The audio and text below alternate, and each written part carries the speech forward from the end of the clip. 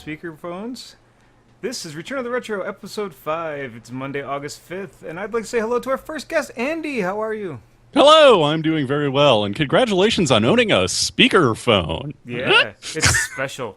Good times. Hey, glad to be here. Should be fun. And as always, we got Ervik. Hello. Hey, I didn't say hello again this time, so that's an improvement. You did not. Say hello in your speakerphone. I kind of miss it.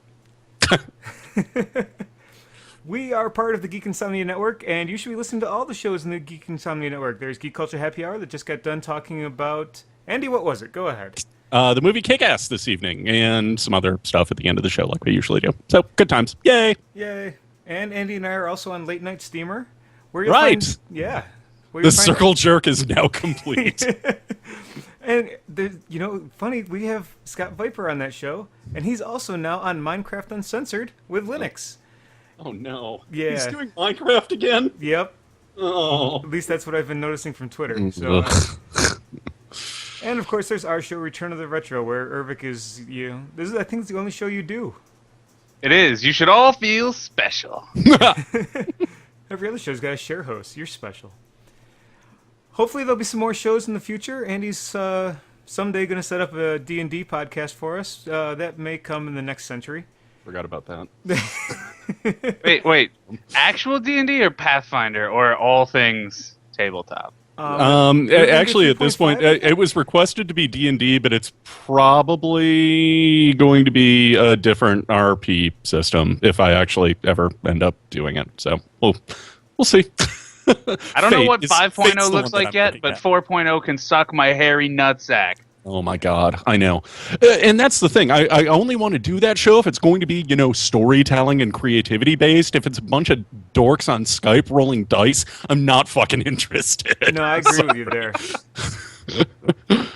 Just hearing the dice at the table, especially I got one that's, like half the size of a baseball, so... But yeah, it looks like if we do it, it's going to be with the Fate RP system, which is very story-oriented and very not dice-chucking oriented. But we'll see. I still have to get a little bit better at it. So awesome. Might be in the offing. Anyway, what? We're talking about stuff. Hey! Yeah, we're talking about games. And speaking of other games, Ervik, what have you been playing? What have I been playing? Actually, right now, I'm playing The Binding of Isaac. And I mean, like right actually at this second. It's pretty great. Ervik's checked out on the podcast at this point. Right, let me pause this and move back into the actual Shadowrun Returns is like my new hotness. I've almost finished the campaign, and I'm already looking for new bits to download. So if any of the listeners out there have a particularly awesome user-generated Shadowrun campaign that they would like to link, you can do so anywhere that we exist on the internet, and that will come at the end. But or my Twitter or my Facebook or any of that kind of good stuff. You have Twitter and Facebook? I do. I don't even have your Twitter. I know you have Facebook, but I don't have your Twitter. It's Ervik. One K Hashtag. Or two? CK. See what happens when you use a name other people use? No one ever used it until I did, goddammit. Yeah. First one. Okay, you guys bring up an interesting point here. How the fuck are you the only Randark on the internet? I'm not. You're not? No, I'm really not. That's why it's Randark CGC on Twitter, and I was the most important on WoW when I was Randark, though. I came up at the top of the list when you went to the armory. Yeah. So did I. Everyone else can suck it. Yeah. Turns out, I'm going to go ahead and give you a quick story then, since we're talking about names. My name, if you remember when I jumped ship from Star Wars to EverQuest back in the day. Yeah. Okay, time out. When you started that story with, you remember when I jumped ship, I was like, wait a minute. You got, you don't mean that literally, do you? No, unlike Randark there, I never managed to make it on a ship. I did 5 years in the Navy and never got wet. That sounds like a personal problem. I played with...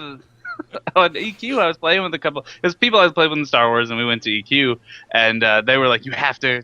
Because my name was something retarded in Star Wars, I don't even remember anymore. But they're like, it has to be... I was playing a Barbarian Paladin. Like, it has to be thematic. And I was like, I don't know. And I made it on the spot. I was like, Ervik. Turns out that's actual people's names in like Sweden or something. Had no idea. Made it up on accident. So there you go. That's why there's so many of us. It's an actual name. I guess You're it's far propagating. better than where mine came from. I'll save that story. Okay, for another that's day. begging the question. Come Okay, on. fine. So when I was a teenager, and maybe I was about 14 or so, we first got internet when I was like in 8th grade, and I was like, yeah, internet. And so I went to an IRC chat for Star Wars. Wait. Can I take a guess? Okay, Randark, you'd like to go into your parents' basement, turn off all the lights, and run around until you boinked into a wall. So you ran in the dark, right? No, it's worse. It's more dorky. So I fell into a fanfic, not dirty fanfic, but a fanfic IRC channel for Star Wars. Started well. And what year was I gotta mute Hellbop my around? mic. Like 96? Was that Hellbop? Somewhere around there. Whenever Hellbop was in, it was when I did it. So I had to. I was like, oh, I can come up with fanfic. I can write stuff. So I came up with a character. His name was Hellbop because I have no sense of creativity. And so I I started thought you were writing. saying Hail Bop, like the comet that caused the Exactly. Jonestown suicides. No, yes. Oh, that is. Oh, Yes. you were saying that. Oh, Yeah. Jesus. Okay, continue. I have no As you were. creativity, like I was saying. So I'll go with that, and that'll be cool. And so I wrote it all up, and I sent it. I uploaded it to their special website, and they read it, and they're like, "This is awful. How could you use that name right now when it has nothing to do with Star Wars?" Blah blah. I'm like, "Well, fine. Fuck you. I'll come up with another one." And I came up with Nebula Octon, which I ran with for a long time. But in the first fic for him, I introduced his brother, Randark Octon. So when Nebula became too popular on the internet, I had to go to another one, and that was because of WoW. I started using Randark because Nebula was taken on Proudmoore. Yeah, it's terrible. Wait, And I wasn't use Andy Randark 'cause that's also my name. your fish on Star Wars? My fish on Star Wars. What fish? Your fish. Your Mon Calamari. Yeah, I might have named him Randark as well. Because I think should I have. had another one that wasn't Mon Cal, that was Nebula. Or Nebula was taken, one of the two. What? I've also been playing MechWarrior Online. Back to Real life. not a segue at all. Faster Than Light, which is pretty great. Although I prefer Binding of Isaac. Don't tell the guys who made Faster Than Light. This is a great game. And this week's game, Dragon's Porta Potty. I guess we know where you're going with it. Well, So Andy, what have you been playing? My first one on the list that I put in the show notes, I actually haven't been playing because I'm waiting for my wireless controller adapter to show up at your encouragement, so I can play the game Mercenary Kings, which we were all purchased for the Late Night Steamer podcast. Thank you very much. And yeah, you advised me just to get a wireless controller, but I already had a what is it? You had a 360 wireless? Yeah, 360. That's it. Sorry, I had to lean back and look. Yeah, I had the wireless controller already, and the adapter was like $12 on Oh, eBay. really? And I couldn't find it for that cheap. When I was looking, it was 50, so I just ended up Oh, buying... jeez. Yeah, so I Well, bought they an don't- Afterglow that was 25 used. and That's- It's great. I know this from working at GameStop. They don't sell that bastard by itself anymore. Yeah, No. if you find it by itself, you're either buying it used or you're buying old stock. They only sell that with a controller, which is Really? horseshit. Yeah.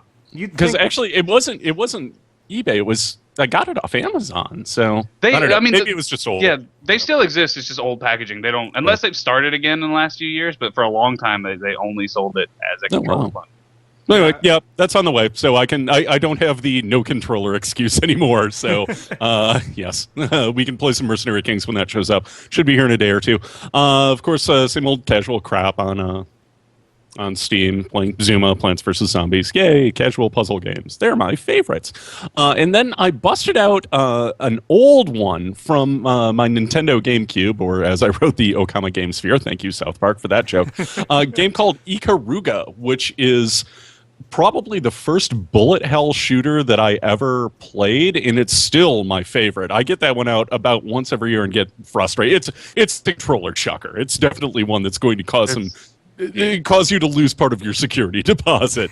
And the kind of the conceit of it is that it's you can change your ship's polarity from white to black and back and forth, and the enemies shoot black or white bullets at you, and if you hit bullets of the same polarity, you get powered up, and if you hit bullets of the opposite polarity, you get powered down. So it's not just dodging, it's switching and dodging all at the same time. It's a really great game. I've made it past the second level, I think, once. So, and I've owned this game for like 10 years.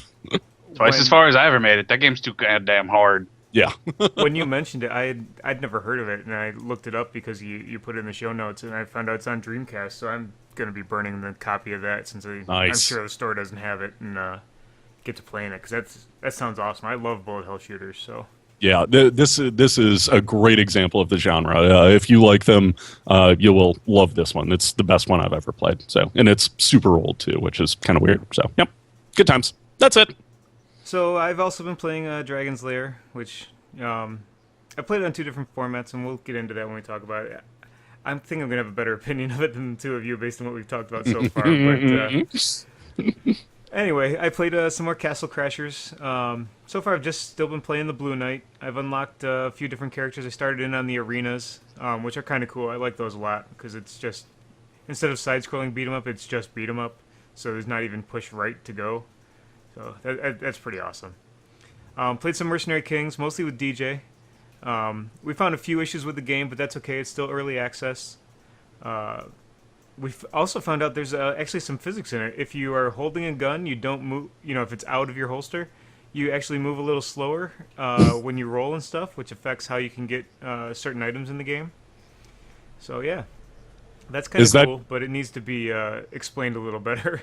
Is that going back to the old joke, everybody runs faster with a knife?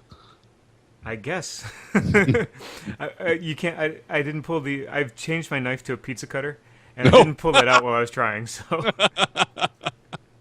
yeah, you can upgrade your knives and stuff. And literally, I stab out with a pizza cutter, which is just hilarious to me. Cut you into 8 delicious slices. Take that. I picked up BioShock during the Steam sale, and I've been playing that, and that game is just tremendous. I am really enjoying that. I like the story. I like the power-up system.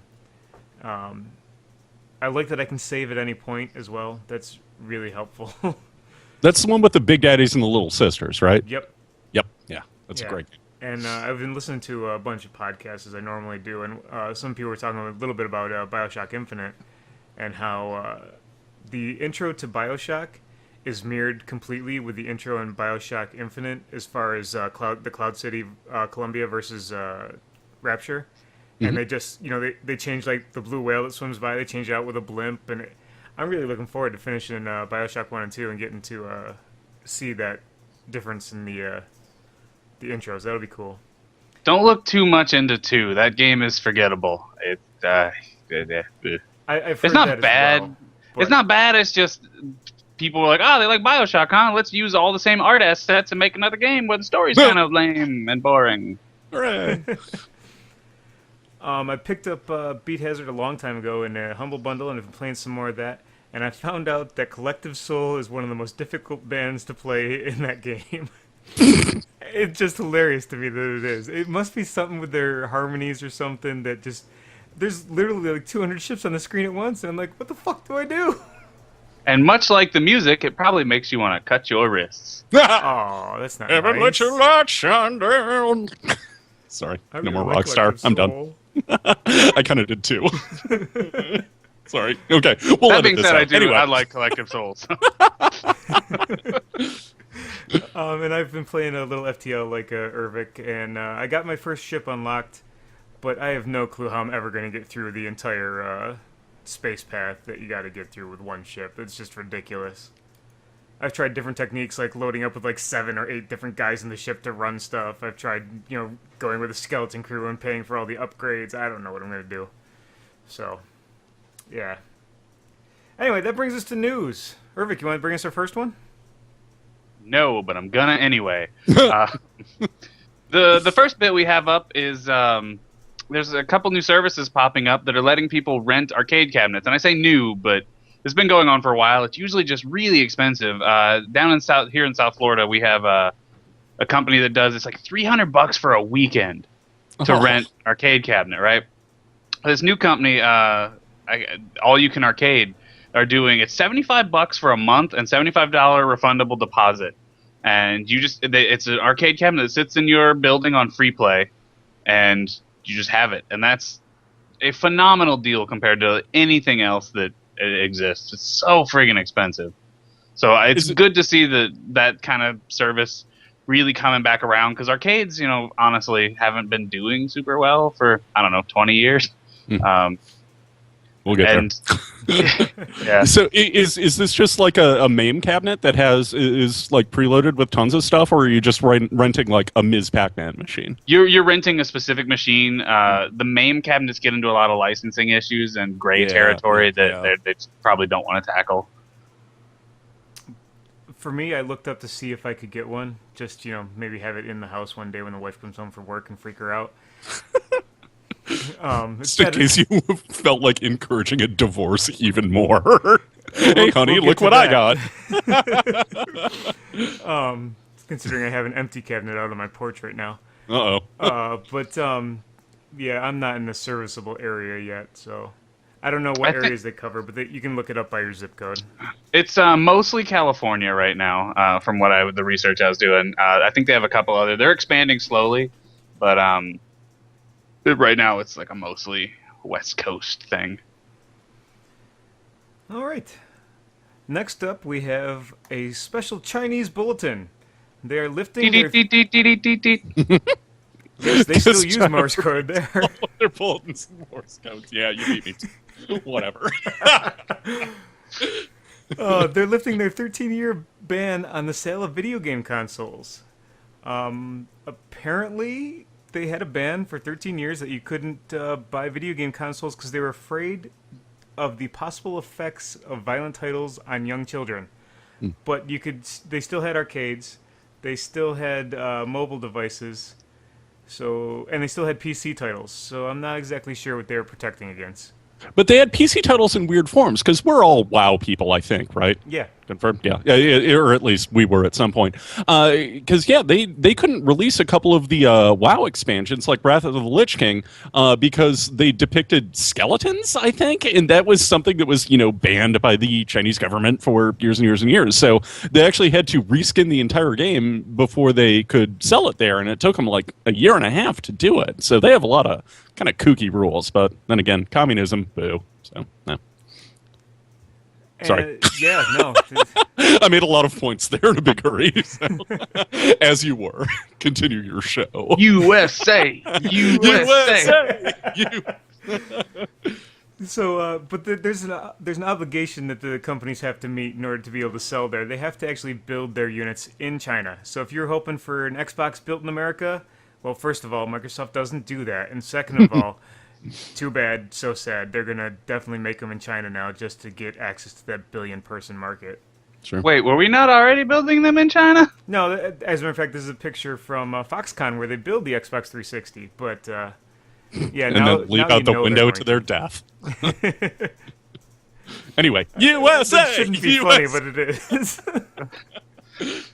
Hey, they're allowed to leap out as long as they don't have an iPhone in their pocket. Right? Because that's stealing. They have nets now. It's okay.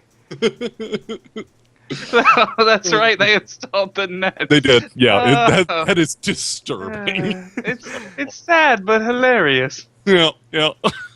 I worked for a company that built their own manufacturing plant out there, and they actually had, because of their culture, they had to build a manufacturing plant. Then they had to build a whole bunch of dorms for them to stay in with cafeteria and crap. Then China took it all and said, you have to build again. Yeah, the stupid company I worked for said, okay. What I want to see is the Foxconn nets, but they roll you, after they catch you, they roll you into this pneumatic tube like you have at the bank when you're going through the drive-thru that just shoots you right back down into your workbench where you're cubicle assembling iPhones again. It's like, nice try, asshole, get back up here. Dealing with China is the worst. I also have part of my job, we have a data center in China. And we have to have completely separate passwords and stuff for China, because you have to allow the Chinese government has to have your passwords, because they have to be able to log into your equipment at any time. So everything in China is completely different than the whole rest, because we have data centers everywhere, the company I work for, and everything else is 100% the same except China. And to our Chinese listeners, we don't fucking apologize. USA! No. Yeah, USA! fuck you. Well, this podcast wasn't made in China. I don't think they can listen to it. There you go. Yeah, a lot of the equipment it's done on was up. Anyway, it's kind of good news for the game industry. I mean, opening up that kind of market can really, help them with making some more dough. And I just hope they realize that it's also going to open up a huge market for pirated games. Mm-hmm. But anyway, we'll move on to our next story. Andy, you want to talk about it? Sure. No, I didn't read this article. Shit, I didn't see this one. I would like to talk about it, Randark, but I think you'd like to talk about it even more. So why don't you go ahead and take this one, and I'll kick in as necessary. Well, there's a new documentary out called "The Space Invaders in Search of Lost Time," and it's all about people who collect classic arcade games. And what goes on with them. It looks like it's going to be a great documentary in the same vein as King of Kong and Chasing Ghosts that we both did on your show. Mm-hmm. It's got some great views of old arcades in it. It brings up some of the people we've met in those two movies. And then it's got a bunch of just regular people who like to collect the machines and keep them in their house. Because, there's a bunch of, classic arcade museums around the country. I remember looking that up when we were talking about Chasing Ghosts originally, that there's, functionally these museums that people have, in their basements or in their garages that are just collections of these old school games, or at least the old school, chipboards for them and a cabinet to put them in. Yeah, if I had my way, that's what my basement would look like. Unfortunately, that would lead to divorce. Right.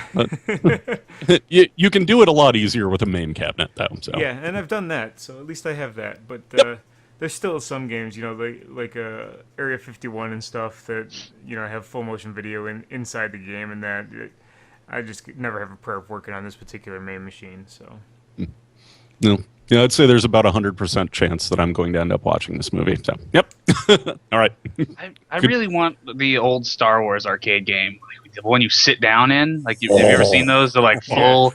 Yeah, I want that. We've got one at the barcade that's in downtown Grand Rapids. Oh, nice.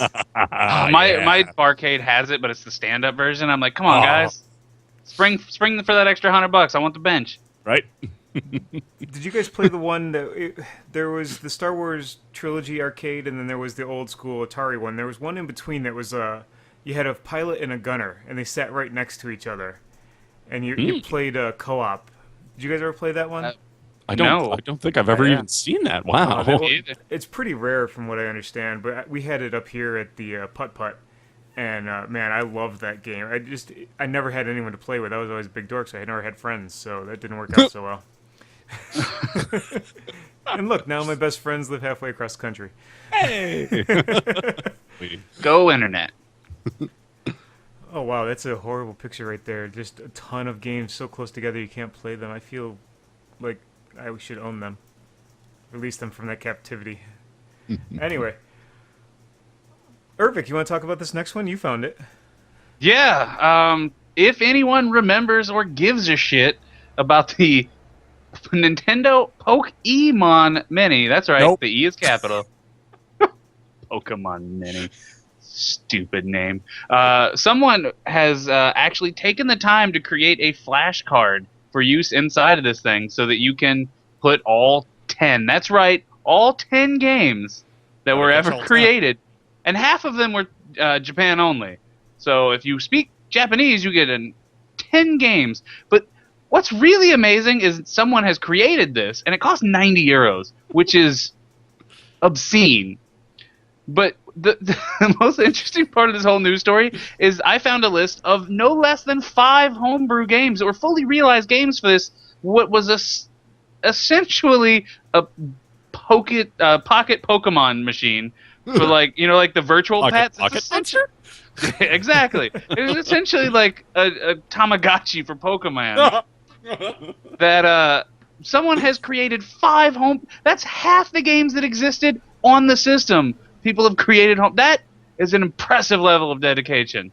Like, I don't even know. I mean, That's I insane. hate nerd on nerd violence, but yeah, this is pushing my limits here. Like, that's obscene. Like, I'm amazed when someone's like, "Oh, we ported some game to the Atari." I'm like, "That's cool." And it's like, "Oh, some guy in his basement has made an entire game for what is like a 1-bit game system. It's got like a pixel." 1 pixel on and off. Right. He's the most- eating. Dude, Look, it's Mom, leave blinking. me alone. I'm playing binary. Right? Like, it's I don't even know. I mean, good on him. I love that someone loves something enough to do this. Sure. I want to punch him in the face. Nerd on nerd violence. Yeah.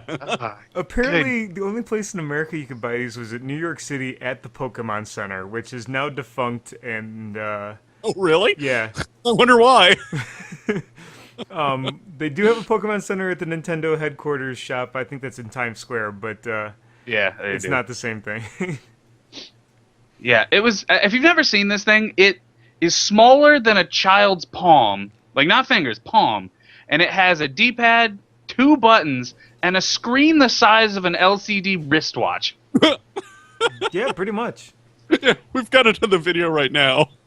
Guys just shaking it around. I'm like, this is ridiculous. If you put a band on it, it looks like one of those shitty MP3 watches that kids were wearing in like 1997. Where each that had, cartridge like, was one you could- song. Yeah, you And can put only like about one 50% song of it. on it. Yeah, it looks exactly like that without a band. It's obnoxious. And you can have it now for this cheap price of $129.99 thanks to Amazon. Ass. Yeah, with no games. Then you can buy the €90 flash card for it and put all 10 plus 5 homebrew games. And the homebrew games all have great names like Poke Sonic, P-Type, Zelda Mini. Like, that's fantastic. Oh, look, there's a little Ugh. cartridge right there. No, that's the stupid. If you bought Pokemon, which one was it? The first one on the DS. If you bought the special edition version, that's a pedometer that would hook up to your DS. Yeah, my And- video's a little ahead of yours, but yeah. You would walk, and it would count your steps, and it would hatch your Pokemans. I may or may not have worked at GameStop when that came out. I'm guessing May is the answer there. I'm guessing May. Dating myself a little. You all know when I worked at GameStop now. Oh, good times. It was the worst. Andy, did you read this next article on Enduro? No, I'm good on the Wreck-It Ralph one. Okay, then I'll take the I'll just- Enduro one. Apparently, the propensity for people to build any type of arcade cabinet for their house holds no bounds. Enduro is an old 2600 game from Activision. It's a racing game, and this guy decided to build a sit-down arcade cabinet for it. And the video it's not really an instructional guide, but you can see the steps he went through in designing it, and even putting some cool features on it, like he just has a fold-up chair in it, but he puts that in there, make sure the box goes around it nice. He's got some nice metal brackets to hold it all together. You know, he put a lot of work into this. Wait. Why would you spend hundreds of dollars building what is clearly a sweet ass arcade cabinet and put a folding chair in it? Well, that's what they showed so far in the video. Maybe that's not what's in it in the end, but yeah. I hope not. If that guy needs to put like a bitchin' leather recliner in there with like surround sound, because this thing deserves a boss seat. It's absolutely ridiculous what he did. He basically takes a paddle controller and replaces it with a steering wheel. It's not really a wheel. It's more like a bike handlebar, sort of. But it's cool. Yeah, see, there's his metal chair. He's cutting stuff out to put onto it to make it more comfy, at least. Man, that seems like a missed opportunity. Yeah, maybe a little bit, but maybe he did it based on size, so it wouldn't take up too much That's space. true. This is sweet, by the way. Like, as much as I hate the Pokemon Pocket or whatever that thing's called, this is awesome. Yeah, there he is sewing pieces together and stuff. He's got a very industrial, old school sewing machine going, which is pretty awesome in itself. Andy, any thoughts on this? Is this something you could do? Could do? No. Would enjoy? Probably yes. I didn't think I'd be able to build my main cabinet. It actually turned out pretty easy to do once I decided to get started on it. Yeah. I'd need a lot more table saws to take care of that. So I actually didn't use a table saw. I just had a circular saw, and I went and bought a jigsaw. So I don't know. This thing probably could use a table saw, though. yeah. Oh, he even went through with decaling and everything for this. He did some silk screening. That's pretty nice. The guy's nuts, but more power to him to play a 2600 game with a steering wheel. Oh, no way! Did I just see what I think I saw? It all fits into a briefcase-sized box. Oh my god! What?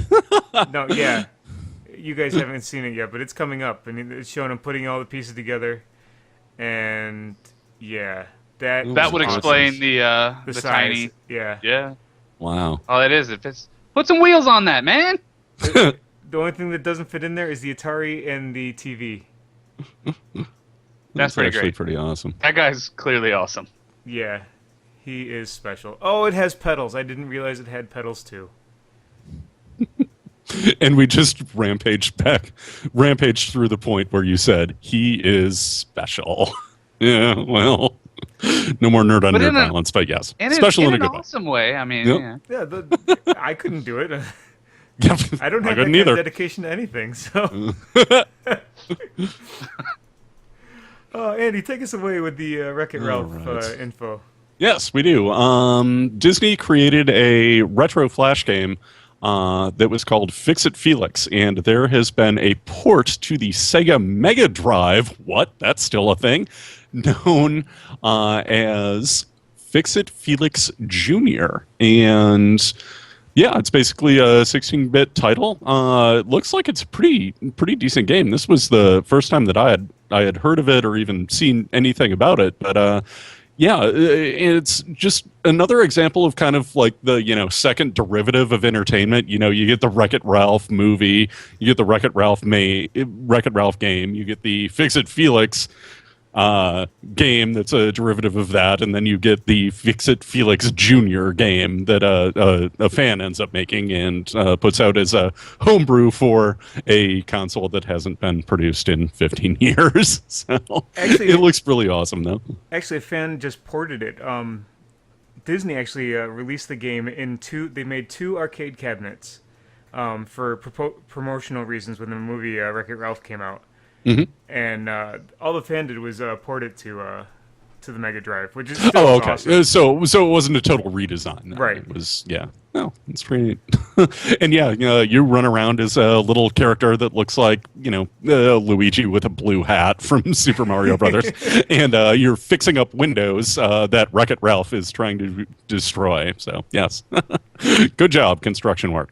It's pretty sweet. I actually really want to get this and get it working on my Genesis if I can find a way to make a cartridge. And if not, I'll just emulate it, because you can download the ROM from the link we'll have in our show notes. Yeah. And also, there's one that I wanted to bring up, and this is offsheet, so I'm going to wrong foot you on this one. I apologize for that. Cool. You guys mentioned in, I think it was your first episode. No, it was your second one. Mega Man Unlimited? Yes. Yeah. It's out. Have you guys played it yet? No, we mentioned it was out last week, but I haven't gotten enough chance to play it. I've been super busy. Yeah, I've got the download page open in a tab in my browser, and I'm totally doing that right after the show. I just kind of remembered it when you kicked it to me on some of these old ports. So I was like, oh yeah, I was supposed to play that. So yeah, looking forward to it. So yeah, it's out. Looks good. Hooray! You gotten a chance yet, Ervik? I loaded it into my emulator, and I poked into it for a second, and my emulator, my computer, and played it for a bit. I didn't go really far, but I got the attention to detail, at least in the aesthetics, is impressive. Like, because he didn't have any art assets. This guy created all of this by hand to look like said Mega Man, and that's pretty impressive. It looks and feels like a Mega Man game. The one level I played, controls were really tight. So I'm looking forward to really sitting down and diving into it, getting a good feel for it. Awesome. If I could get some time, I thought I would have today off from work, and then so I sent in my schedule to my boss, who works 150 miles away from me. Like, hey, I don't have a whole lot to do, so I'm just gonna take today off and get paid for it. And he's like, hey, I got some work that I need to do. Why don't you come do my work for me? So I got to drive to Syracuse again and do his work. So I'm gonna call sending that email a real bad decision. I don't have a choice. Every Monday I gotta send him my planned schedule for the week. That's okay. I got a light day tomorrow, so maybe I'll get to it then. Dear boss, super busy. What with all this retro gaming and stuff. Anyway, I'll catch you on the flip side. Ervik, you want to talk about our next story? Next and last, unless we go off script, someone has taken, if you guys have seen this, it really blew up at E3. I think we talked about it a little bit. The Oculus Rift, which is, one of the first really good versions of a VR helmet. And instead of being like, dude, I'm going to make the most sweet game, decided to instead hook an Oculus Rift up to an exercise bike and port Paperboy. That's awesome. It is awesome. So, I mean, good on you, but I feel like you could have, I don't know, made money somewhere. But I don't know. It's, again, dedication. These guys, and they've recreated, obviously not the exact same game, but they've created what is essentially the same game. I mean, it's a 3D block world with color-changing mailboxes, just like in the game. The evil black house that you throw the papers through the window of. It is impressive. It looks it actually looks like a lot of fun, surprisingly. For when you need a good workout for your quads and one of your arms and one only. No, it's both arms. You go both sides of the street. Yeah, and that's because they hooked it up to a exercise bike. They didn't want to hook a controller up to it, so it's a Kinect. It reads your arm. You actually throw papers while pedaling. Yeah, that's right. And it's got pretty one-to-one motion. Their arms actually, he can flap his arms around in the game and stuff. And when he actually makes a throwing motion, it throws a paper, and it's a pretty faithful recreation that someone has literally created several distinct pieces of equipment to work with, and good on them. That's really cool. I just would never do that, mostly because I'm lazy. I think but this it's has amazing a lot of potential to be a great arcade game. This is fantastic. I'm laughing because it seems silly, but this actually looks like a lot of fun. Yeah. It looks as silly as it looks. It also makes me think it might be kind of awesome. Yeah, it sounds fun. If you manage a Dave and Buster's and this comes out in a format where it's got a view of what's going on, for the rest of the people to watch, on top of the guy wearing, having his goggles and a bike to ride on, wouldn't you want to put that in your lining store? up quarters. I'm lining up quarters and telling everybody else to fuck off. That I'm just taking care of this for the next hour or so. Yeah, this might actually get me to exercise. Good luck with that. Probably not, but it might. Again, going back to the lazy issue. That's this podcast. I would be the guy that designs another apparatus to pedal for me. For you, yeah. So that I can just throw the papers. Little robot arm that makes a skyhook motion. Right? That's all I need. Kinect captures it. Nice. Oh, that's great. So, Ervik, how's your real life been? Busy, working a lot. That's all I've been doing is working and playing video games, but nothing new. Just working video games. Andy, anything special with you? I've got the working lot too. We had a second shift manager from where I work just ditched last Monday, and so all of a sudden I was in charge of that shift too, and it's been annoying. So yes, there's been that. I'm writing a original screenplay for the movie Volcanosaurus with my friend Fondre from Geek Culture Happy Hour. That's hopefully going to be a sci-fi original TV film. We are basing it on Sharknado. It's basically dinosaur eggs get hatched out of a volcano and they fly out and start killing everybody. So yep. I would watch all of that. I know. I really enjoy the concept. I know it's never going to be a sci-fi original TV movie because, I mean, who the fuck am I? I'm an idiot from Grand Rapids. But, you know, I figured it might be fun to try to write a screenplay, and we're only a couple of pages in at this point. We really haven't introduced things like characters or anything yet. It's just, you know, more establishing shots and special effects sequences and stuff like that. But it's been fun to try to do it and, you know, try to do it correctly. So we'll see. It's a fun project. So. Writing's a pain in the ass. I've written the first 10 chapters of a novel, and I kind of know where I want to go with it, but I'm also, do I want to even bother? Because I know it's never going to do anything for me. I know the story in my head, so writing it down doesn't help me. I don't know. Have you ever talked to DJ about that? Because he does, DJ, co-host of the Late Night Steamer podcast. He writes a novel every year for something that's called, gosh, what is it? NaNoWriMo, National Novel. Write a novel month or something like that. But yeah, he's done that several times. Oh, I thought he just did it the once. I think it was more than once. I knew he did it this past year, but yeah. I asked him to send it to me, but he never did. So sad face on that one. Well, mine's actually available if anyone wants to read it. It's up on the Rarcast forums. There's a link to it. But oh, cool. I wouldn't suggest it. It's not very good. It's You can read it if you want, but don't. Sad face. If you want to, go ahead. I'll take criticism. I've actually had some people really like it. I think it sets up a good story. I don't know. I know kind of what I want to do with it, but I don't have many details worked out. Mm-hmm. But yeah, if someone wants to, it's up there. I just haven't deleted the link yet, so. Wow. It's fantasy. Easy on the sales pitch there, Randark.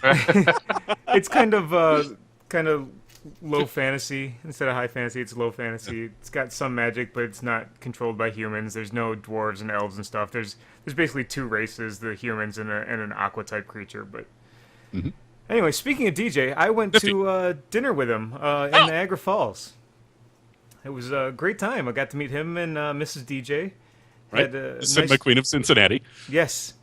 She told us some good stories of some people up there watching movies and that. And it's amazing to me that she doesn't like movies when she works that job. That's the thing that I find most hilarious. That she runs the biggest movie theater in the city and just does not associate with that crowd at all. She's like, nope, you're just a bunch of knuckle dragon mouth breathers. I'm not interested in talking to you. Ervik's wife used to run the biggest movie theater in Orlando. Nice. The Cinema Queen of Orlando. Wow. Yeah. These are good friends to have. Mental notes. She worked at the one at Universal Studios. Oh, wow. Yeah. Oh, wow. That she is the great unwashed job. masses. Oh, man, she hated that job.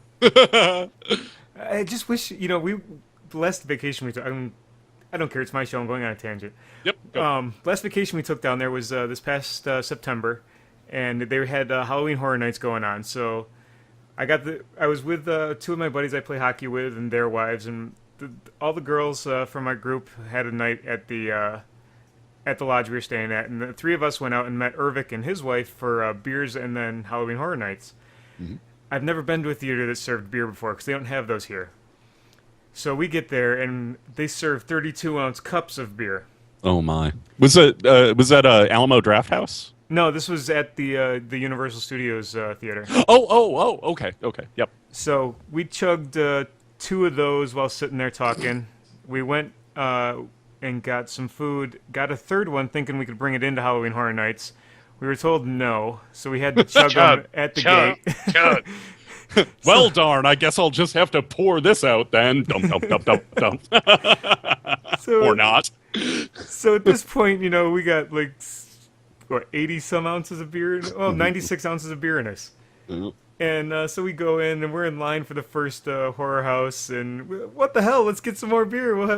Man, that night was brutal. Sorry, I was doing the division. That's a 6-pack in a couple of hours, plus a couple of friends to go along with it. Yeah. I like beer. It was a good time. So was Halloween horrifying, or were you just kind of stumbling around going, where's my face? I've been to it enough that for me it was more, let's watch how everyone else reacts to all the scary stuff in there. Yeah. And being so drunk that they're going to pop out, and even if I had a jump reaction, it's going to be so delayed that I'm just going to look bad. So I just kind of there's going to be something there. There's going to be something there. I don't want to look stupid. No, here I'd worry about the military training. If somebody jumped out at you, you just fucking club them or something. Actually, I had that happen. I walked down into berthing, and so to get into berthing, I had to go through one of those round hatches that are 18 inches wide. I get through it, I get down to the bottom of the stairs, and out from behind a locker, a guy jumped out and pointed something at me. I had no clue what it was. That's bad news. Without reacting, I slapped it out of his hand, and then that was with my right hand, and raised my left hand to punch him in the mouth. When I realized what was happening, and it was someone from the ship, not someone I should kick their ass. The look on his face was like, "Oh my god, what just happened to what was in my hand?" Turns out, you know how the cops have that like mic on their shoulder to talk into their radio? Mm-hmm. That's what he had in his hand. I sent that thing flinging off the side of the ship. It was just amazing. I was like, I didn't even know I could do that. I actually got kicked out of one of the first Halloween Horror Nights I went to after the Navy. I have astigmatism. You guys can't see my glasses, but I wear them.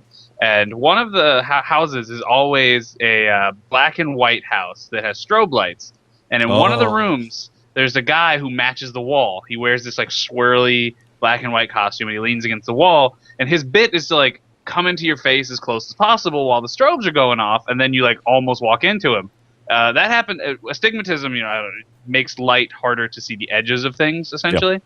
And so I can't see. I cannot see. In strobe lights, I'm blind. Like people think they're blind in strobe lights. I actually have to my wife has to hold my hand and lead me through. So I'm just like kind of wandering through and not paying attention. And all of a sudden, there's a dude in my face, and I punched him in the mouth. And I was asked to not return to Halloween Horror Nights that year. And how many years later did you work there? It was like 2. My wife if you also. Can't beat him, join him. Yeah, one of my wife's favorite stories to tell is one of the first nights we stayed together. She woke up in the morning and tried to wake me up by shaking me, and I punched that bitch in the mouth. Oh no! Do not touch me in my sleep. Learned a valuable lesson that she has not repeated to this day. She still married him. That's love. You just don't touch someone when they're sleeping. It's not nice. It's a good rule. Don't touch them. Just stand at the door and quietly whisper, "Honey, wake up," and then back up as quickly as you can. Right? You can throw stuff at me, just from out of arm's reach. Just don't be in arm's reach. You're fine.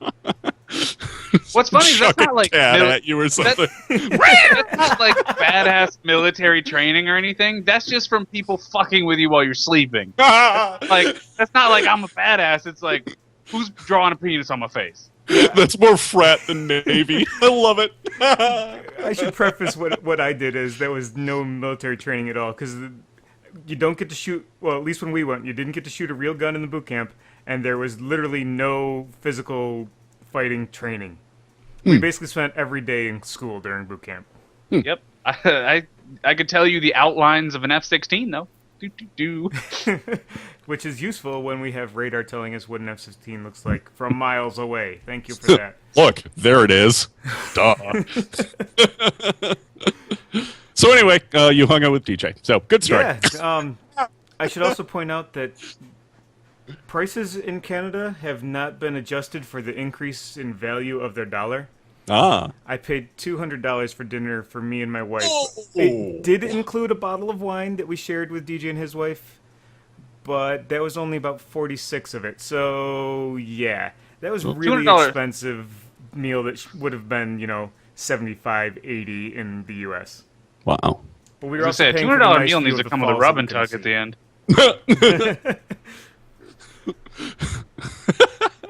end. Full dinner, bottle of wine with release. Yeah, if I'm spending $200 on anything, it better come with release. So how's that Yeti working out for you? I've released a few times since I got it. It's quite nice. So we're 50 minutes in. Have we even discussed what we're talking about tonight? We mentioned it at the beginning of the show, but that's about that it. was funny. That was a whale. That was ways ago. Well, we got to butter them all up for the giant shit I'm going to take on this flaming hunk of garbage. Because it's beloved, and people are going to get mad. This game sucks. Let's talk about it.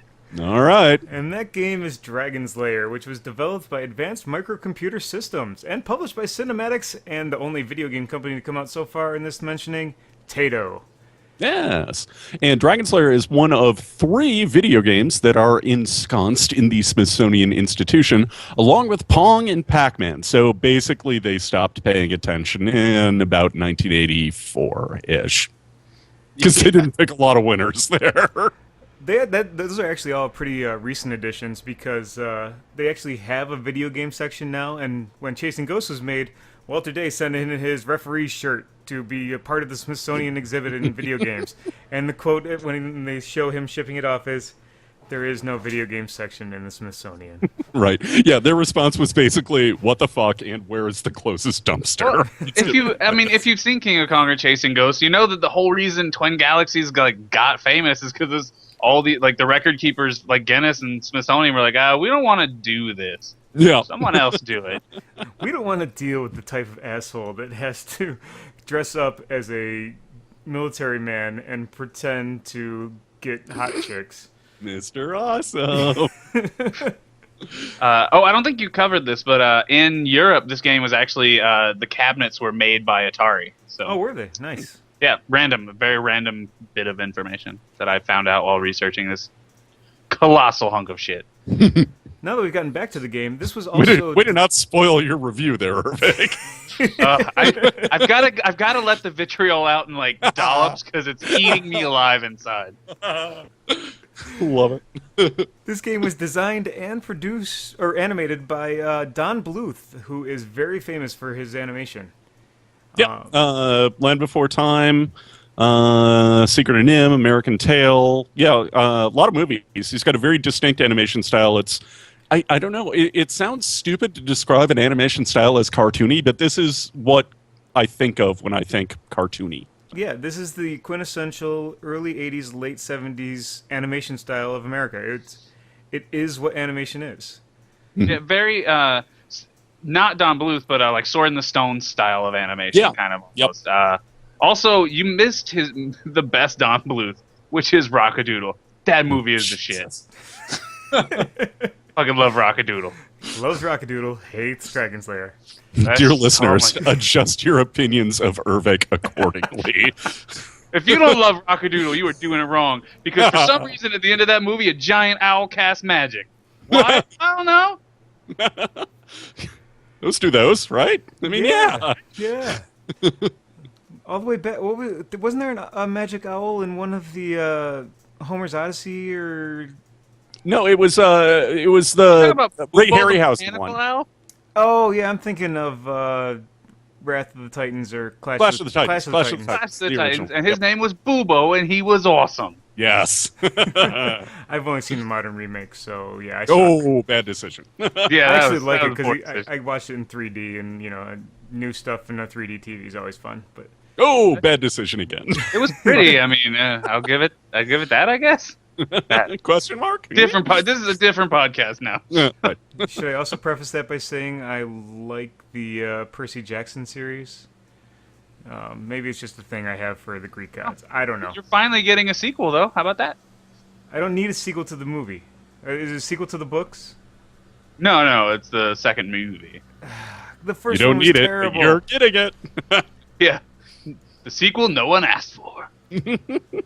Anyway, Dragon Slayer was released on June 19th in 1983, and I originally wrote that made it older than Ervik, but I can't remember that he's older than me, so I'm completely wrong. That's right. Old as shit. You only got me by 11 months. Yeah, but... Hey, guess what? You guys don't remember when this game came out in arcades. Nope. And your erstwhile co-host does. So I'm sorry. We'll get to that later. I was in diapers and expecting my brother in about 6 months. Anyway, reception. This game has gotten nothing but accolades. To quote a Newsweek article from 1983, Dragon's Lair is this summer's hottest new toy. The first arcade game in the US with a movie-quality image to go along with the action. The game has been devouring kids' coins at top speed since it appeared early in July, said Robert Romano, 10, who waited all day all day in the crush at Castle Park without getting to play. It's the most awesome game I've ever seen in my life. I've spent a lot more time watching this game than actually playing it because I was around when it came out, and it was a quarter sucker. So, yeah. When you were at the arcade, was We'll it get so there. popular that We'll get they there. actually had a monitor above it to watch it? We will get there. Okay. He's not spoiling his review. Yeah. Arcade operators at its release reported long lines, even though the game was the first video arcade to cost 50 cents. Confirmed. And in my experience, I don't remember too many that were a quarter by the time I started going.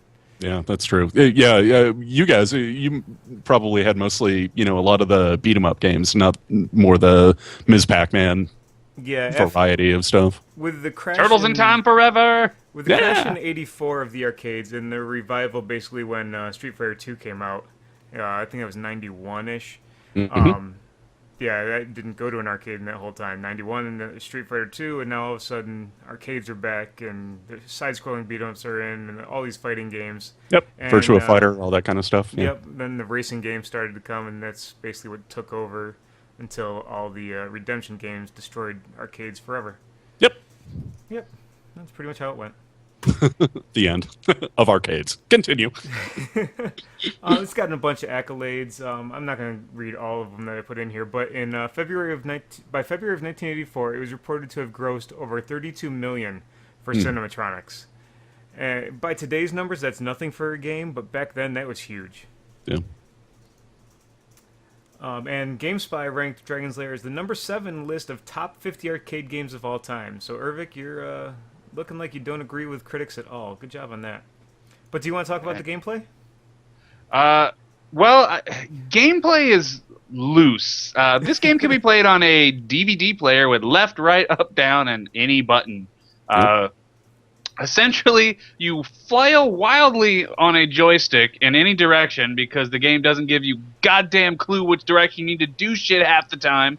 But that's it. It's basically, if you're looking at the machine, there's one button that's your sword swing, and then there's one joystick, and it's up, down, left, right. No diagonals for you. And that's all there is to the quote-unquote gameplay.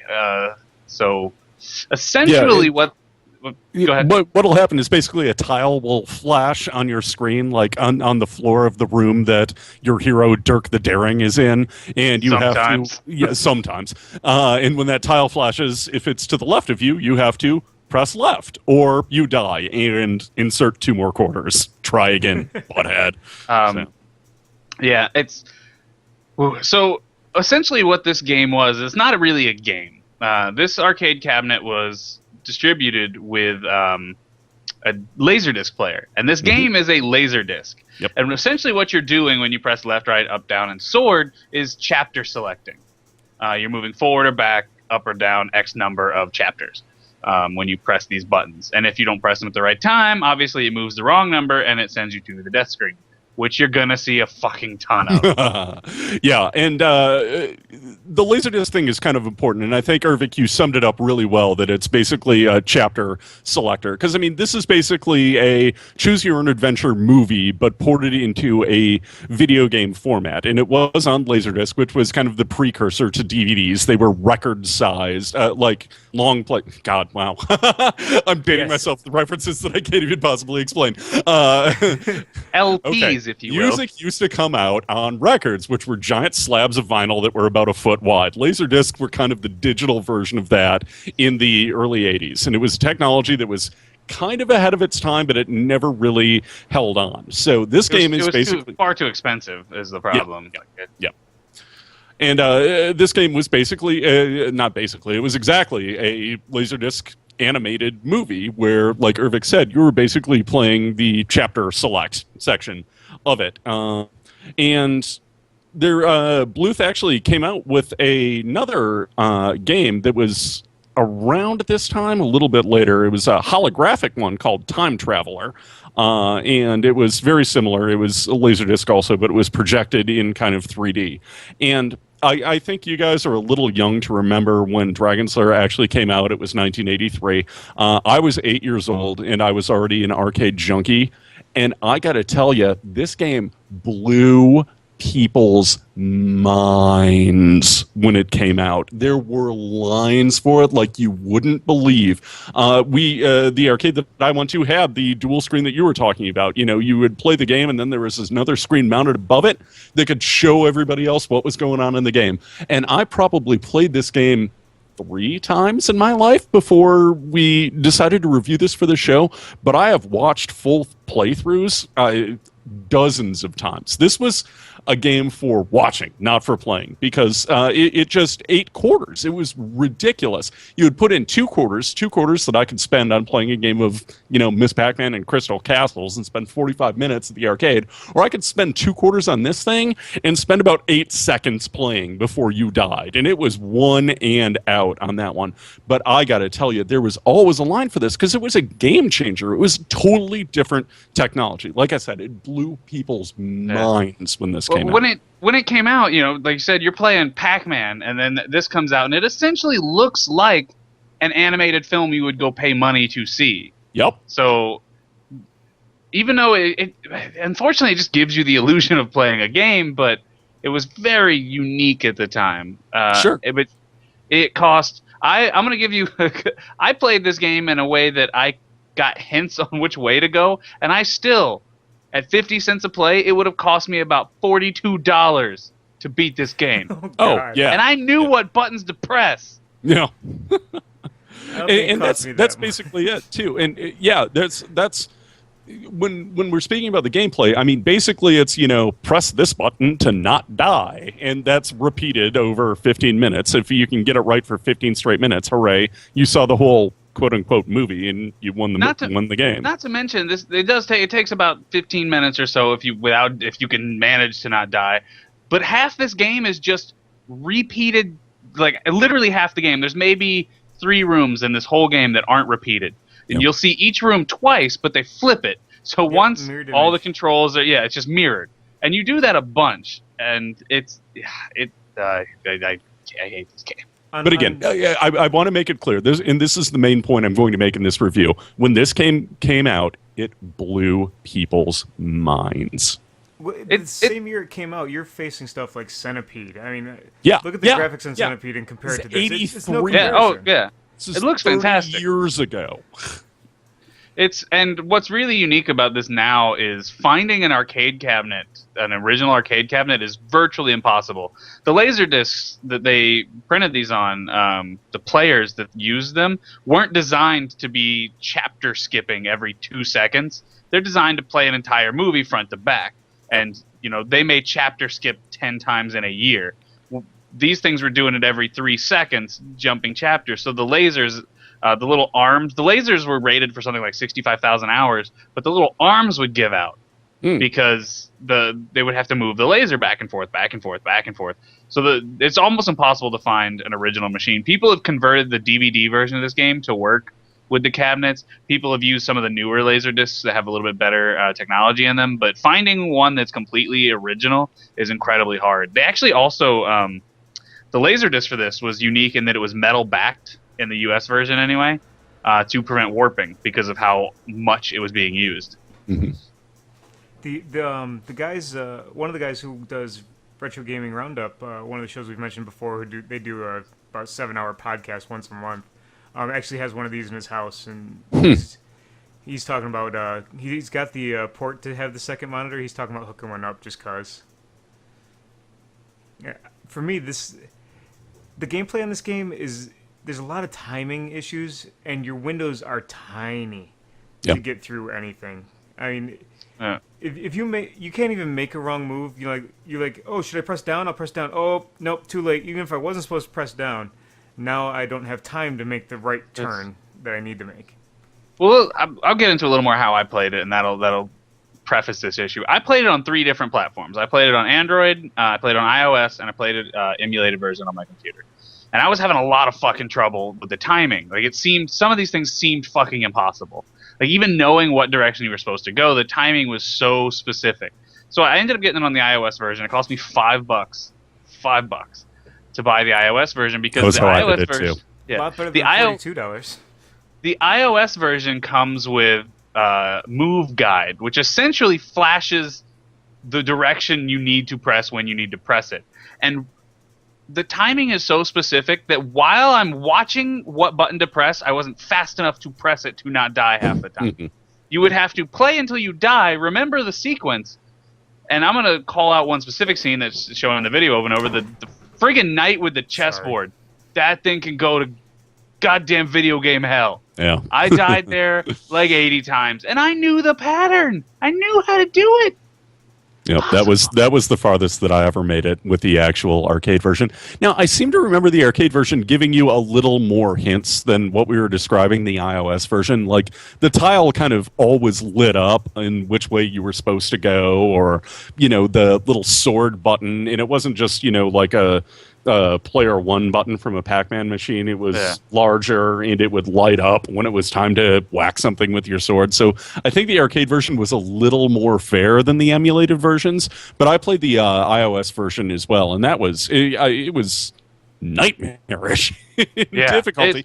And it was weird too, because it was like there was some muscle memory coming back, because like I remember the game, I remember playing it. I mean, I was like, I've done this before, and I'm still like, oh Jesus, this is fucking impossible, come on. I was having a lot of problems, and there's certain rooms, there's one with a chain and a little hole to the left, that the chain and the hole flash, so you have to know that which one is, because one of them's death, and it seems like you should take it because it flashes. Yeah. And it's a liar. Nope. For me, I played it on Steam, and I had the little markers. I actually got that running on the video that tell you exactly what to do. It only took me maybe a half hour once I had the little markers to get through, which isn't too bad, considering it takes about 15 minutes to get through. Yeah. But one thing I noticed is there did seem to be a lot less of the visual clues in the game now that they had the markers, and that's, to me, that's imperfect emulation. If you're gonna make the game, don't half-ass it. Yeah. Yep. Well, the Steam version and the iOS version I'm watching yours are from the same port. I'm watching some the way the menus are reading and stuff. So it seems like that it's just one port that might have been done poorly at some point. I don't remember the original. While we're talking about ports, I'll talk about a couple others. The Android version had a guy named Shane Monroe, who's been running a retro gaming podcast since before they were called podcasts. He started his in '88. Oh, yeah, that's a radio show. Yeah, well, except no station. So, but he got a hold of the developer and was like, "Hey, there's these problems with your beta, blah blah blah blah." And he's like, "Really? Do you want to be a tester for it?" And it ended up pushing back release by like 6 months as he worked out every little detail he could remember from playing it. And then he loaded up Daphne on top of that, which is the emulator you can use to play this in a cabinet. And just got everything perfect in that version. So if anyone has Android and really wants to try the original arcade, you can do it that way. I bought it on Steam for $10, but it was good enough to I was able to beat it, so that was good enough for me. I didn't need to get it for my tablet as well. But if I would have tried on just Daphne on my main cabinet, hell no. I tried for a couple days, and I just got so frustrated that I had no clue what to do. That's why I ended up buying the iOS version, as I was using that the Daphne emulator, and it just I couldn't do it. The Steam version also needs an update. I actually had to go in and uninstall a Microsoft Windows update in order for the top half of the screen to be visible. When you load it up, literally, the screen would be cut in half, and you couldn't see anything in the top half of the screen. It was ridiculous. Weird. But yeah. Of note, the iOS version, the HD version, actually has some of the it has smoother transitions than the original arcade cabinet, because most of the scene transitions were cut out in the original version. So, for instance, in the very first scene, the drawbridge, when you beat the little snake eye things, it would have just skipped to you running down the next hallway. Well, if you play the iOS HD version, which I think the Steam version is the same one, there's actually an animation of him climbing off the drawbridge and running through, and then the gates closed, which was not. There's a couple of those that just weren't. They're on the original Laserdisc, but were not in the original playable version of the game. If you play it on Daphne, I think it almost loads the next scene too fast. If you're not playing it off a disc, because the way I had everyone download it and try it that way. I don't know if you actually did, Andy. I know Ervik did. was... Yeah, I got about 4 layers deep in people wanting my email address, and then I just said fuck it and bought it on iOS. Lucky for me, I had most of those already registered, but Yeah. it loaded so fast. It's like, wait a minute, am I supposed to learn something? Is there any continuity? And at the time, I had no clue that the way through the castle changes each time you play. Yeah. Which is one of the very interesting things about it. That you don't know what's going to come next, but it just... The Daphne version just kind of grated on me. I hated the game almost as much as Ervik has been talking about. Yeah, you get all of the same scenes when you're going through, but you get them in a slightly different order. Yeah, different order. Yeah. So. Yeah. Do you want to talk about the story behind it? Sure. I'll kick this one off. It's written by... the game was written and animated by Don Bluth, who, like we said, a pretty famous animator, formerly of Disney. Secret of NIMH, American Tail, Land Before Time. What was the other one, Ervik? The one that I'd never heard of? Rockadoodle. Have you never seen Rockadoodle? No, I've never even heard of man. it. It's about a singing rooster who makes the sun rise. Nice cock! Right? Sorry, we'll let that one go. Indeed. But yeah, it's it's a very distinct, cartoonish and recognizable style. If you see a frame of this game, you'll be like, "Oh, I've seen that animation style in insert your favorite Don Bluth movie here, probably Rockadoodle, evidently."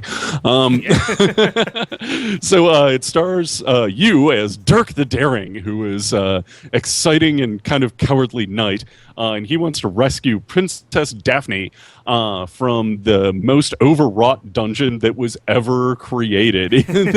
Basically, this castle looks like it was designed to foil intrepid adventurers. What did it cost to build, and what is its purpose other than imprisoning princesses? That is a question best left for other games or other podcasts. And basically, the story of this game is, it's cutscene after cutscene after cutscene, like we were talking about. It's navigating through a Laserdisc /DVDs menu, and you're frequently asked to press the X button or the left button or the down button to not die, and that's it for the gameplay. And you adventure through this cartoonish castle, fighting off monsters, tentacle rape beasts, and all sorts of evil baddies until you finally get to the dragon at the end, and then you have to manage to execute about 5 or 6 moves in a very precise order within about a maybe quarter of a second time frame. And then you kill the dragon, you rescue the princess, everybody lives happily ever after. So yes, insert more quarters to continue. Did the original arcade have continue? Nope. I didn't think so. There was a nice option in the Steam Start version. over. Yep. Yeah, without Infinite Lives, I never would have seen the end of this freaking game. Yep. Never. Most people wouldn't have. Yeah. Yeah, I like I said, when I played it in the arcade, I made it to the chessboard room once. And I only played this game, like I said, 3 or 4 times. And that was after watching a lot of other idiots just firing money upon dollar upon quarter into this machine. So I kind of knew what was going on before I got there. But yeah, I couldn't even make it past that. So, yeah, not good. And let's be clear that, like, there's no real story in this game. You go from scene to scene. It's essentially someone storyboarded a bunch of like what they consider to be cool scenes in a movie, but didn't have to be constrained by that pesky plot stuff. Sure, so, it's like you took a comic book, ripped out all the pages, ripped them in half again, threw them up in the air, and we're like, okay, pick your order, let's go. That's what you're living through. Yeah. There's no voice acting. There's no real like on-screen words at all, other than Princess Daphne. Dirk grunts. I think this was in the original version. I know it's in the Steam and the iOS version. Daphne does speak when you finally get to her, but Dirk never says anything other than. So there's no real story. Like, you go from one room, and there's one scene in particular that just baffles me, because you'll end up in this room fighting a lizard king, but it doesn't show you getting to him at all. It just skips, and he's like swinging a scepter at you. What's the lizard king doing in the middle of the dungeon? Why has he got all these monsters? Why isn't he? If he's the king, he got a crown. Why is he not in charge? But it's very confusing to me. Because he was the king of that room. Deal with it. Yeah. And in that same room, there's a flying pot of money that steals your sword. Why does the Sure. flying pot of money steal your sword? Because the Lizard King told it to. Duh. Right? Is it made of? Is your sword made of gold? Also, I died more times in this game unsheathing my sword. Just don't put it in the sheath, Dirk. Hold the sword. How many times I died like trying to unsheath my sword? Good lord. I gotta put this back in Gonna the have sheet to so I don't isolate that. offend a tentacle monster that might sneak up on me or something. Oh, I'm sorry, sir. I didn't mean to have my sword out, tentacle monster. Right? Just stop. Just hold it. Just hold it. You know, it's not like you've got anything in your hand. I don't know. He's not holding a lantern. That's right. This castle's awfully well illuminated without torches or anything. There is nothing in here that should be a light source. Right? I didn't even notice that It's until I was magic watching light. the video. The Lizard King held The up some platforms light. that briefly illuminate, that they indicate where you should jump to, are the only light source. Also, That's as all. many floors as crumble in this game, how is this castle still standing? Right. It is structurally not sound. There's some severe engineering problems here. Would your home be structurally sound if you had a dragon living in it? I mean, Yeah, I hope so. and the dragon. castle's clearly not big enough for the dragon. Is he under the castle? I mean, I fell through it enough, I guess. Like, I probably just fell into the basement. That's all it was. They spent all their design money on basements. I'm just glad Right. Miyamoto wasn't involved in this game, because then we would have gotten to the end and it would have told us your princess Oh, is no. in another castle. I'd burn the arcade cabinet down. Burn it down. Light it on fire and walk away.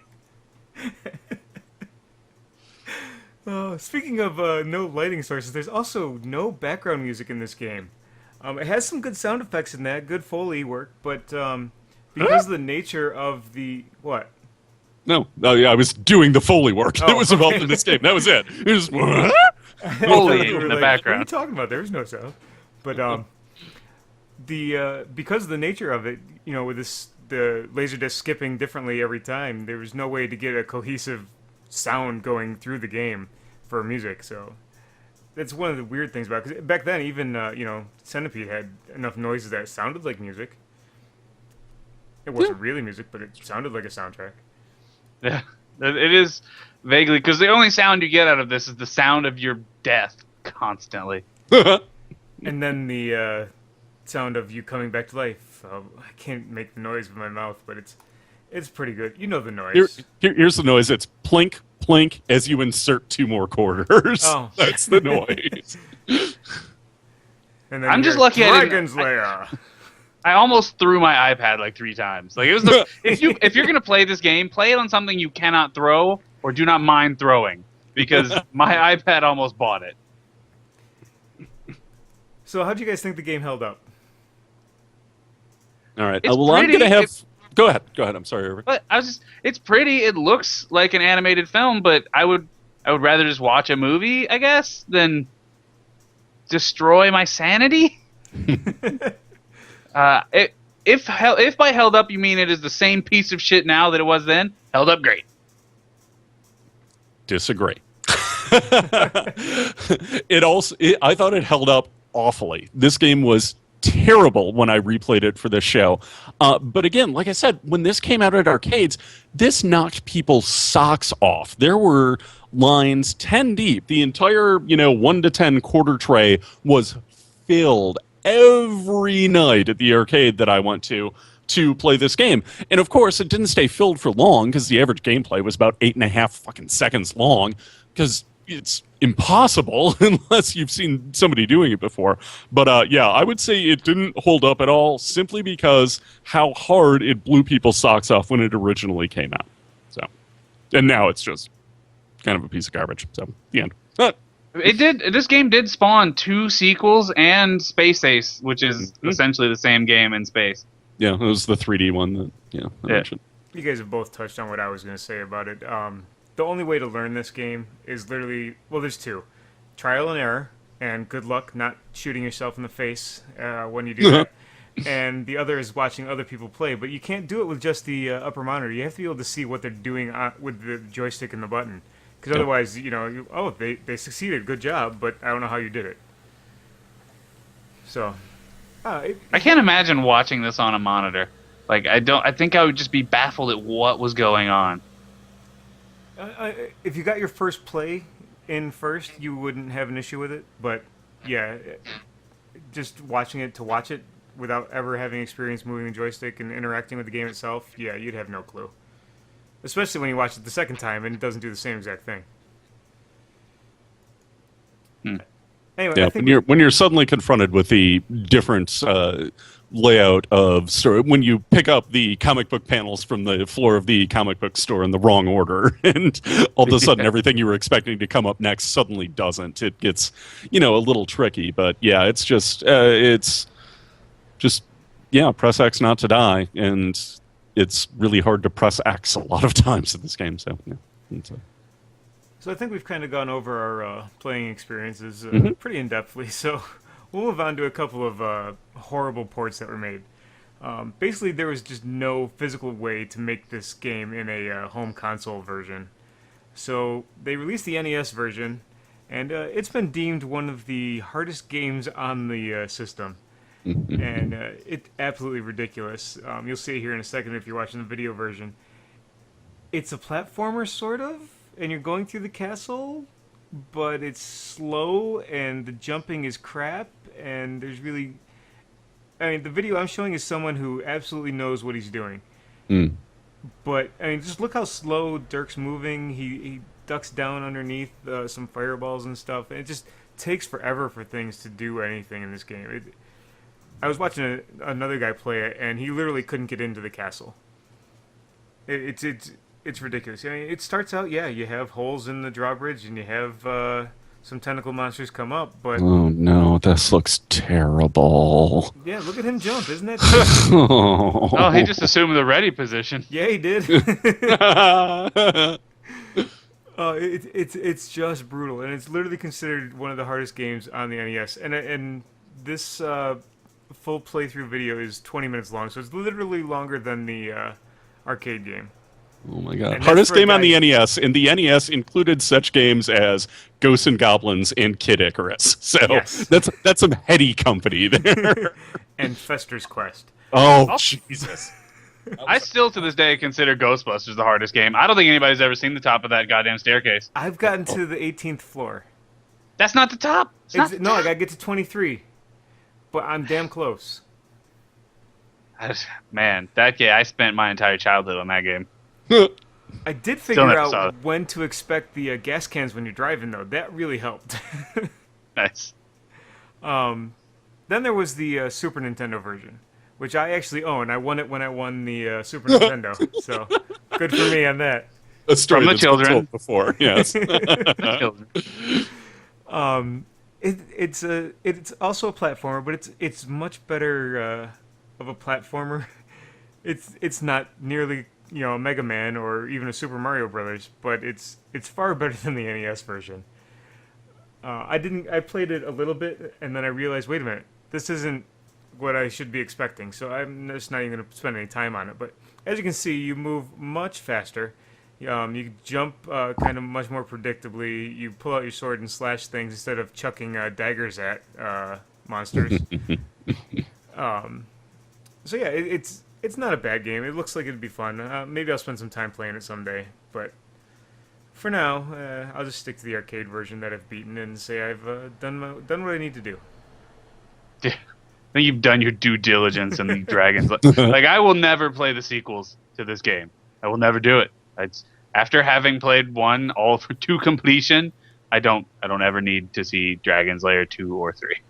Are you going to play Space Ace? No, probably not. If I ever feel the desire to play it, I'm just going to go watch someone suffer through it on YouTube. Right, yeah, just Google Space Ace speedrun the instant you feel that urge, and that'll take care of it. That's all I ever need. And to our listeners, I recommend the same thing. If you're like, oh man, Dragon's Lair, just go watch somebody play it on YouTube. Not me, because I will never play it again. But just if you're curious, just go watch it. Don't actually play this game. I will say that if you do play this game and you get to the end, you get some cartoon titties. And the end of this game, I'm convinced Don Bluth made this game because in the heyday of video games, there's no rating system or anything. So he was like, man, I really want to make a slutty princess. Video games. That's how you get this shit done. Because you get in this room, and this bitch has been kidnapped by a dragon, right? And you watch her get drugged through this castle by like ghosts and like every other room, and she's like, save me. You get there, and she's floating in this tube, and all she's wearing is essentially a one piece with the middle cut out. It's like a bikini that attaches to the bottom, and some like flowy robe thing that's see-through, and she starts giving you sex eyes, and she's like, oh, Dirk, save me. And she's like floating upside down with her like nipples exposed. Yeah. And she's like begging you to like insert your key into her slot, essentially. And it is very erotic. Wait, insert your key into her... Is that an allegory for something? That doesn't seem to make sense to me. She's the gatekeeper, and you are the keymaster. Okay, I think I'm getting what you're putting down now. Yeah! Giggity. It actually made me a little uncomfortable how sexual this perverted princess was at me. Yep. Like, especially when it's a cartoon in the 80s that, cartoons weren't made for adults yet. Yep. I assume he knew that no one would ever see the end of this, so he didn't matter. But like, she's essentially begging you for it. She's like, this dragon has got me hot and bothered. Come rescue me and let's get DTF. And for the record, Space Ace is the same thing. Kimberly is the exact same way. Like, Don Bluth is apparently a huge perv, which is fine. We all are. We just don't have the budget to make a cartoon about it. We also don't aim it directly at, a Saturday morning kids cartoon audience. Again, I played this game when I was 8, and there were a hell of a lot of other 8-year-olds in line, too.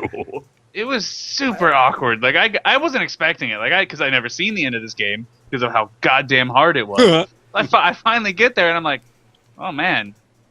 Like, could 8-year-olds get erections? Answer? Yes. Well, there you go. I don't remember when I discovered that ability. People want to give Tomb Raider credit for being the first woman with giant boobies in video games. No. Her boobs weren't giant, but they are aggressively pointy. They were 70s pointy boobs. They are. They're like triangles. They look like when you're like hugging up on her, you're gonna get cut. Like, it looks uncomfortable for everyone involved. Happy birthday, hug. Ow! Right.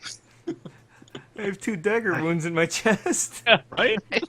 I'm bleeding out. I don't know how long I can keep this erection. You better get on that. Strangely for me, it just got even larger. Aren't you glad you had me on your show? No, yes, you're I am. Right. All right. Score out of 10. Andy, go. Okay. This one's hard for me to rate because, like I said, the arcade went bonkers when this came out. So I remember loving at least watching people play this game back then because it was blowing people's minds. It was like nothing we had ever seen before. But, the show is Return of the Retro, and we review retro games in, their current format. So let's see. I'm sorry, I'm kind of being long-winded because I'm right between 2 numbers here. Gotta give this one. I've got to give this one a 3 just for kind of the nostalgia factor that helps it out. It was way ahead of its time. It's interestingly done, interestingly drawn. It was a technological revolution, certainly at the time. Isn't now, though. Nope, I talked myself out of it too. This game sucks. Made me mad. It's frustratingly difficult and doesn't. There's no ramp up. It's just hard from the jump, and it doesn't tell you what the rules are, and that's annoying. I'll take a good.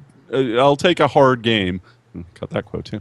I'll take a good hard game. Yeah. So long as it plays fair. And it tells you the rules. This one doesn't. This one's just, ridiculously difficult from the jump, and it's not like in terms of skill difficult, like it's not in terms it's not in strategic terms difficult, which I would be absolutely fine with. It's in terms with, Twitch reactions, like, press X right now, not to die, blah, time's over, you're dead, insert 2 more quarters. And that I found really frustrating, so I'm silly. Yeah, 2, whatevs. Later. Ervik? God, if I could give this a negative, like, what is our review scale? Can I give it like a -2? I don't know. Whatever the lowest I can give this game, like, I give this 2 flaccid cocks. Like, it's I don't care what our review scale is. Whatever it is, this is the bottom of that scale. This game I give it 2 erect nipples. this game is obscenely hard. There are sections of this game that are literally impossible unless you have died and have through repetition figure out the direction you're supposed to press. Because there's even certain scenes, like in the last fight with the dragon, there's a pillar you go hide behind, and you do it twice. And it's the same chapter on the DVD, but both times, without telling you, there's a different direction you have to push. And that is some bullshit. Like, there's nothing hard about this game gameplay-wise. It's unforgiving. It's designed to eat your quarters unforgivingly. It's not fair. Yeah, it cheats you out of your money, and that drives me. Like, I'm all for a hard game. I love XCOM on hardcore mode. That game is great. This game is not hard. It's just frustrating. The amount of skill level required is actually pretty minimal. Like, you need fast reactions, but half of the things there's no way to react fast enough. It's simply rote memory at certain points of this game, and just the worst game I've ever played. I hate this so much. Wow, I didn't think you'd say that. if God, I wish that Marvel's Sentry would destroy every cabinet ever built with the power of 1,000,000,000 exploding suns. Like this, I hate it so much. I'm going to get my other nerd on. I wish Balefire were real because I wish someone would erase this from ever having existed. This game is so bad it makes Ervik want to quit podcasting. I want to rage quit life after playing this game. You gonna join the Foxconn workers? Yeah. And that's the thing. The net will just catch you and fire you down right in front of the console of Dragon's Lair for another no. That's a good. Every arcade that has this should be on like the 10th floor, and they should put nets just to tease you. You're like, I'm gonna end it all, and then you jump and you get caught in the net, and it just rolls you right back in front of the goddamn console. No sale.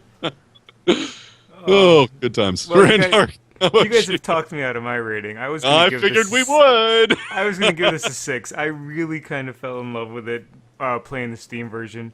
But you guys made some good points. There's a lot of points where it does not play fair. Because of that, I'm going to drop it to a 5.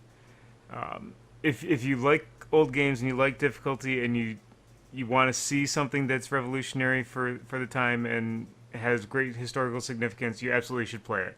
Mm-hmm. Just be prepared to deal with a headache after. Yep, I agree with that review too. I can see why you would say it. And it did have a lot of historical significance. I was there to see what an explosion this caused at the arcades, but the game fucking sucks. I'm telling you, YouTube it and then pound on your keyboard like you think you're playing this game. It'll give you the same sensation. There you go. It'll only take you 15 minutes rather than an hour. Way less frustration involved. Now, that being said, this game is pretty as hell. It's Don Bluth's animation. If there was a movie of this, I would for sure watch it. Which Don Bluth's been trying to get a movie made of this for the last 30 years. There's a script. It's been cast like 3 different times for voice acting. I don't know if it'll ever get made. Don Bluth will probably kick the bucket before that happens. Hey, is he still alive? He's still alive, right? I think so. I think so too. So the Google machine. Yeah, I have a feeling he will die before that movie ever gets made. He really wants to do it, though, and I'm excited for him. Hopefully it'll happen. Ooh, 75 years old, living in El Paso. There we go. Nice. As long as he doesn't have any exploding turtles, he'll be fine. That's the best I could say. It's pretty, except for the princess. She's weird looking. I kind of liked her. She did it for me. That's clearly what it was designed to do. Except for the glass-cutting nipples. Good lord! Not just the whole boob is just like Ever seen that Robin Williams sketch? It was like live from New York, and he talked about girls with boob jobs, and he holds his hands straight out in front of that. That's what her boobs look like. Like, ha!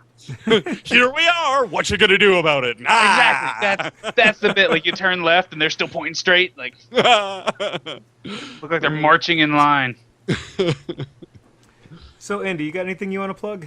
I don't know. Geek Insomnia Network. You can get our podcast, Geek Culture Happy Hour. That's me and Fondre. We review games, movies, TV, mostly movies, though, because we're better at that. So, yep, it's fun. We like it. You'll What are you probably doing next week? Too. Next week, we're doing a game that I forgot the name of already, and I closed the show notes. But it's on this week's Humble Weekly Bundle. So. Yes. So we're doing a game. I remember it was a turn-based strategy. I couldn't remember the name either. Yeah, yep. I think it had King in the title. Humble Bundle would probably be the King's Bounty series. That's it. You got it. Humble Nailed Bundle. it. Bam. Good pickup, Ervik. Thank you. King's Bounty next week. Geek Culture Happy Hour. You'll love it. I will too. Yay. I know that because I picked them up myself. Haven't played them yet. Okay. Ervik, what are we doing next show?